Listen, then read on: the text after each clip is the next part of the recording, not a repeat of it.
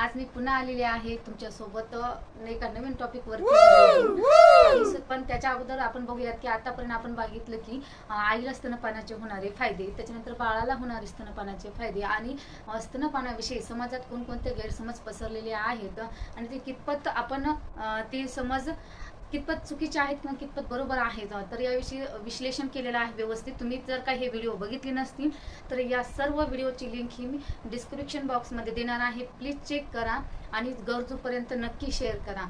तर आणि याच्या पुढे आज आपण बघणार आहोत की स्तनपानाविषयी निरीक्षण म्हणजे स्तनपान करताना निरीक्षण कसं करायचं, तर ह्या गोष्टी आज आपण जाणून घेणार आहोत की जेणेकरून स्तनपान हे व्यवस्थितरित्या चालू आहे का नाही, तर हे आपण चेक करणार आहोत। आणि ते चेक करण्याच्या कोणकोणत्या गोष्टी आहेत त्या अति महत्त्वाच्या आहेत, त्यामुळे खूप सारे फायदे तुम्हाला होणार आहेत। एकदम बारीक सारी गोष्टी मी यामध्ये क्लिअर केलेल्या आहेत, तर प्लीज व्हिडिओ स्किप न करता नक्की बघा।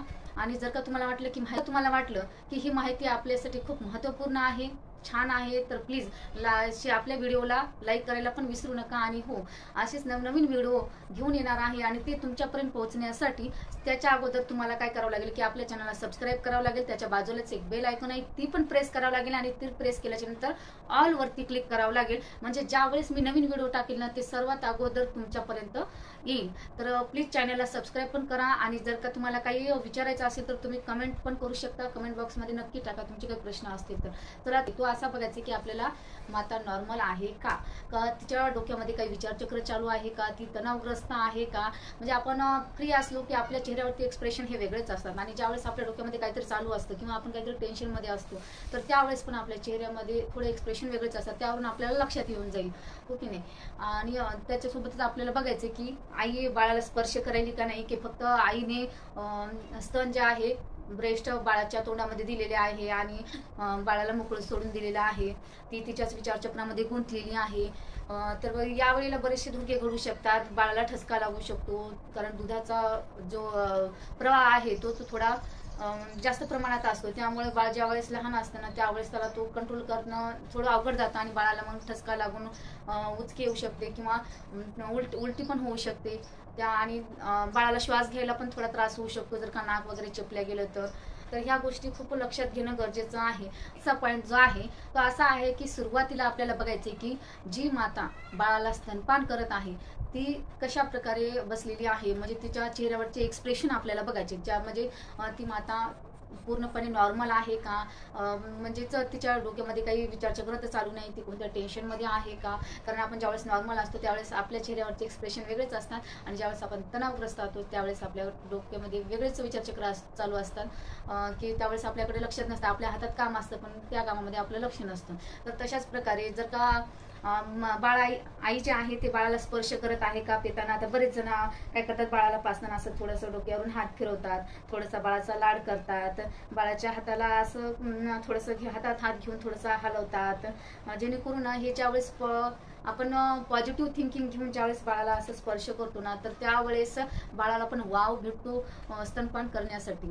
तर अशा प्रकारे आई काही बाळाला हाताळत आहे का, स्पर्श करत आहे का, किंवा बाळ ज्यावेळेस स्तनपान करते तर बाळाच्या डोळ्यामध्ये ती बघते का, बाळाशी बोलते का, ह्या गोष्टी सगळ्या आपल्याला चेक करायच्यात, कारण ह्या गोष्टी स्तनपान करताना खूप महत्त्वाच्या आहेत। आणि स्तनपानाविषयी मी अशाच अजून डीपमध्ये खूप काही व्हिडिओ घेऊन येणार आहे आणि त्याच्यासाठी तुम्हाला सबस्क्राईब करायला विसरू नका।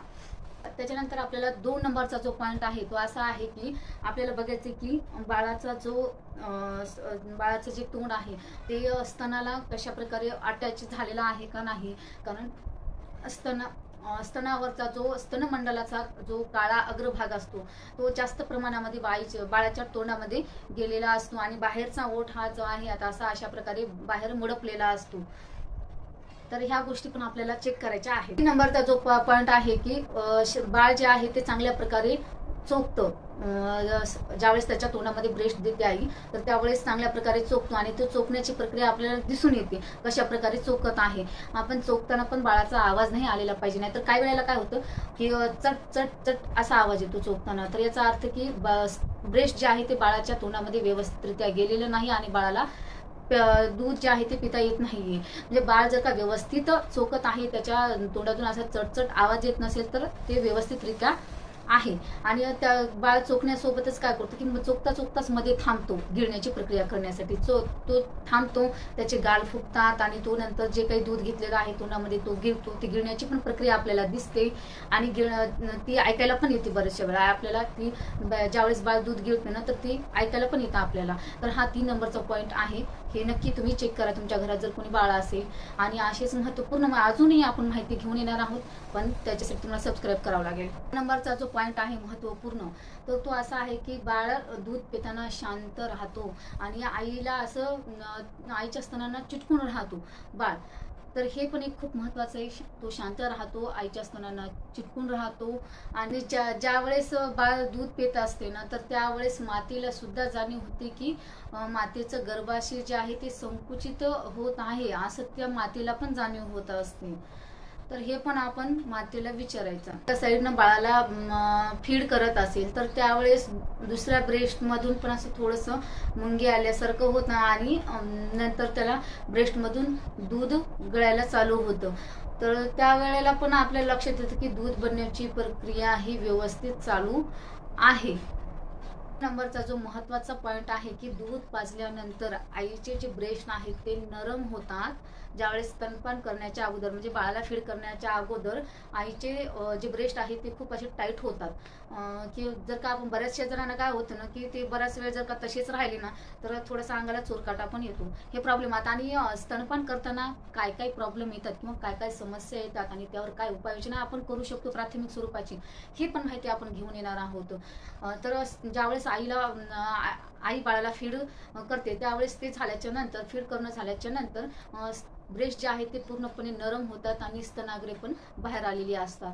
तर हे असे 5 महत्त्वपूर्ण पॉईंट आहेत जे की बाळाला फीड करताना खूप खूप खूप अति महत्त्वाचे आहेत. आणि प्लीज माझी परत एकदा रिक्वेस्ट आहे तुम्हाला की ज्या कुणाला याची तुम्हाला वाटेल की हा व्हिडिओ महत्त्वपूर्ण आहे आणि याची आवश्यकता आपल्या जवळच्या किंवा तुमच्या ओळखीच्या व्यक्तींना आहे तर प्लीज हा व्हिडिओ त्यांच्यासोबत नक्की शेअर करा, जेणेकरून त्यांना पण या व्हिडिओची मदत होईल. आणि अशीच नवनवीन माहिती मिळण्यासाठी आपल्या चॅनलला असेच जोडलेले राहा आणि भेटूयात आता पुढच्या व्हिडिओमध्ये. तोपर्यंत नमस्कार.